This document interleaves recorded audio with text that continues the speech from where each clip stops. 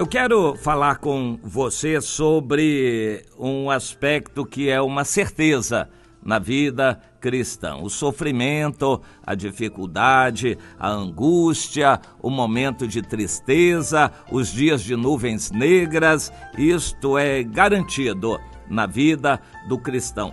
Todo cristão tem que passar por isso, este momento difícil, e isso faz parte da vida cristã. Em Eclesiastes 11, nós lemos no versículo 8 o seguinte: ainda que o homem viva muitos anos, regozije-se em todos eles. Contudo, deve lembrar-se que há dias de trevas, porque serão muitos.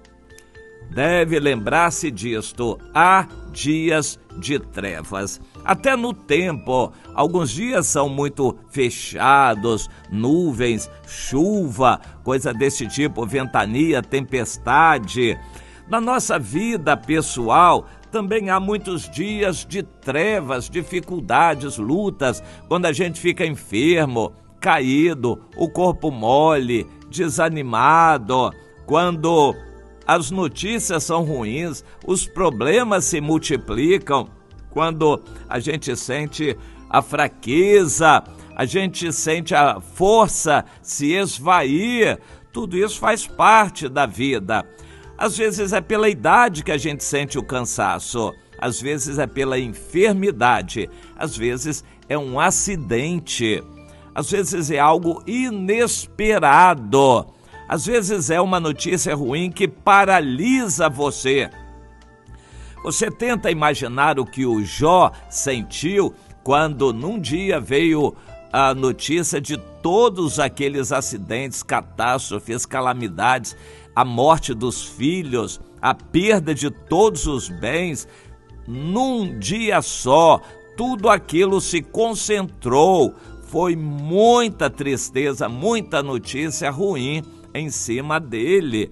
O Jó sofreu tudo isto num dia só. Pois é, a gente tem dias de trevas também, dias de nuvens, dias de escuridão, dias difíceis, dias de tristeza. Cada um de nós tem que passar por isto.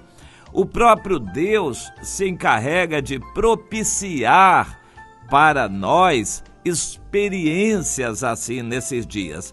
É exatamente nos dias de lutas, dificuldades, de trevas, que as qualidades da vida espiritual vão se revelar.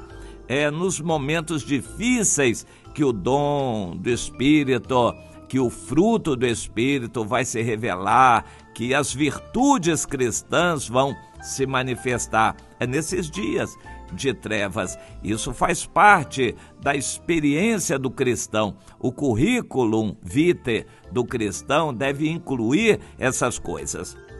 Interessante, quando o apóstolo Paulo disse no final da segunda carta aos Coríntios, algo a respeito dele, ele disse: eu vou me gloriar um pouco. Eu não deveria, mas vocês fizeram com que isso fosse necessário. Não convém.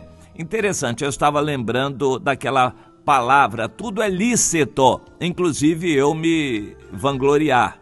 É lícito, mas não convém.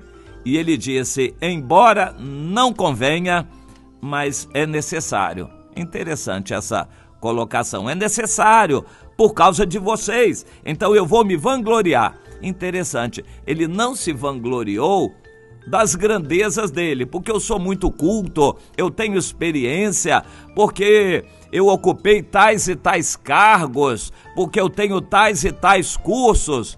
Ele não se vangloriou disto, ele se vangloriou das fraquezas.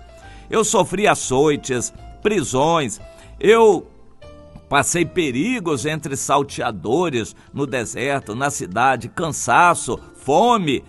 Interessante, eu quero me gloriar nas minhas fraquezas, no que eu passei. Será isto que qualifica um cristão, o quanto ele sofre? O sofrimento faz parte da vida cristã. Não é o sofrimento que qualifica perante Deus, mas é o que a pessoa aprende com o sofrimento.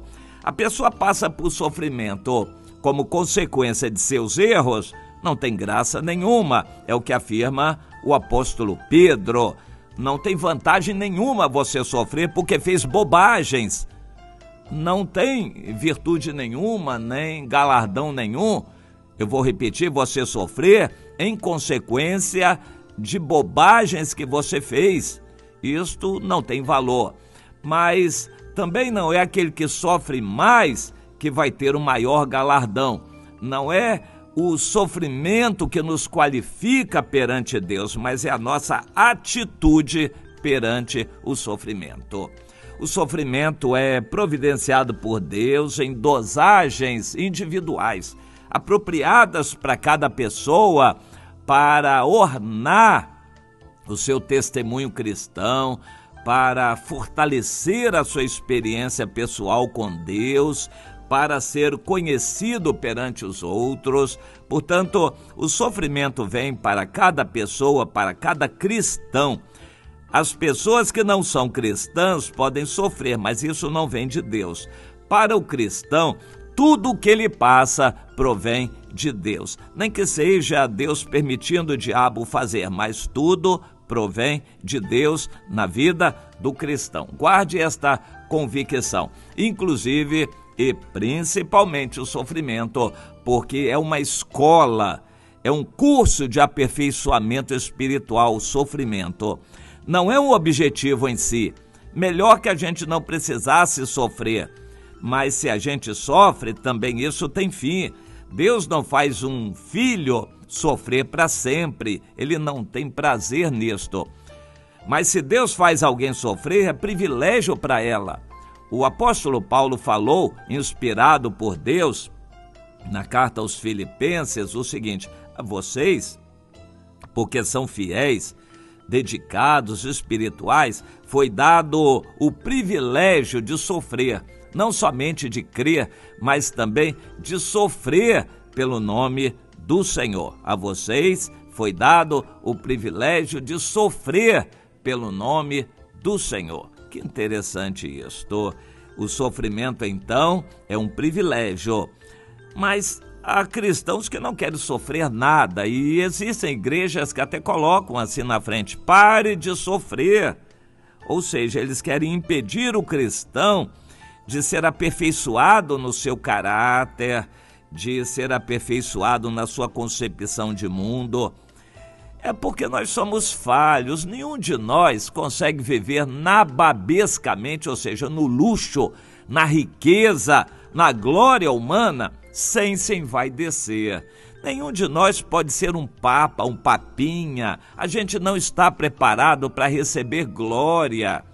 Nenhum de nós pode ser um grande milionário, empresário e cristão ao mesmo tempo. Jesus disse que isso é quase impossível. Você ser rico, grande aos olhos dos homens e fiel a Deus ao mesmo tempo. É praticamente impossível. É como passar uma corda grossa chamada camelo por uma agulha. É quase impossível fazer isso acontecer. É necessário, então, o sofrimento para que cada um de nós esteja na medida da sua estatura espiritual. Cada um sofre para aprender, para se colocar onde deveria ser colocado. Nenhum de nós sofre porque Deus tem prazer em fazer sofrer.